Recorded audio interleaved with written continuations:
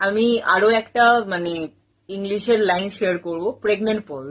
What is the meaning of pregnant pause? এবার লোকে ভাববে বাবা প্রেগনেন্ট পজটা আবার কি। বলছি প্রেগনেন্ট পজ থেকে সেন্টেন্সটা ক্রিয়েট করি।